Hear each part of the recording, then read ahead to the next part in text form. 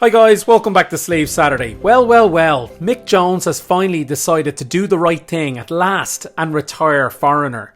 Well, I call it Foreigner, but in reality as a band, they've been retired since 2003, when the legendary Lou Gramm left the band.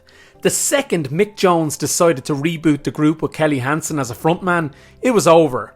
But there will be a farewell tour next year. In a statement today, Mick said, "Foreigner is a completely revitalised band with a whole new energy that has won the hearts of our fans all over the world, and I want to go out while the band is still at the top of its game." Really? Is it, Mick? Well, I beg to differ. I saw you guys in Dublin earlier this year as part of a wider package with Europe and Whitesnake, and I didn't recognise what was on stage in front of me. As I've said in other videos, for the majority of the show, not one person on stage was an original member of the band. Mick saunters on out after an hour, plays a few riffs with this cover band he calls a revitalised Foreigner, and we're expected to swoon all over it. The betrayal of Lou Gramm was there for everyone to see live on stage with every single note Hansen sang. I've nothing against Kelly personally, but sorry pal, you're basking in the slipstream of someone else's legacy and charging full prices and ripping off the casual fan who knows no better.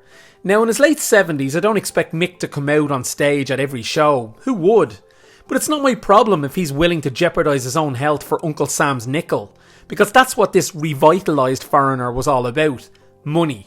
Money, money. One album in Hansen's entire tenure will tell you that. There was nothing creative here. Just dishing out the old hits in a facsimile show of what was once great. And boy was this band great in the late 70s and early 80s. And the worst part about it all is, it didn't have to be this way. Sure, Lou struggled with health issues, but the band should have been done when Lou couldn't continue back in 2003. Lou got back on track, and you know what? I'd have paid to see an acoustic stripped back Foreigner with Mick and Lou. I'd rather see a show like that 4 times a year than 50 shows with this new band. I'm not trying to be mean. I know there's road crew etc. who do this for a living, but sorry, as a fan, not at the expense of this band's reputation. Other YouTubers here have defended this lineup, defended Kelly, but they don't go to the shows unless they get free tickets or free tickets from a band. Well sorry, I pay for my own tickets, as do thousands of other people, and it's not worth it. Don't get me wrong, they do put on a good show and have a good sound, but it's like having a McDonald's meal. It feels good at the time, but you feel like crap afterwards. When I interviewed Lou, he was very honest about all this. He said himself he couldn't understand what the audience was getting from this transaction, and he was right. The only reason to go to this tour next year would be to see Loverboy open for them. Now there's a band who stuck with their lead singer Mike Reno, a man who sounds great, but not what he was. I mean, who is? But they've adapted their set accordingly for him. Next year I'll see Def Leppard in Dublin, a band whose drummer lost his frickin' arm. His arm! And they stuck with him.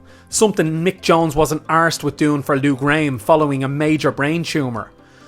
Foreigner are saying farewell, but in reality for me, they are already gone. Foreigner are Mick, Lou, Dennis and Rick, and even Al and Ian. I said farewell to them a long time ago, and I still have my records to say hello again when I need to.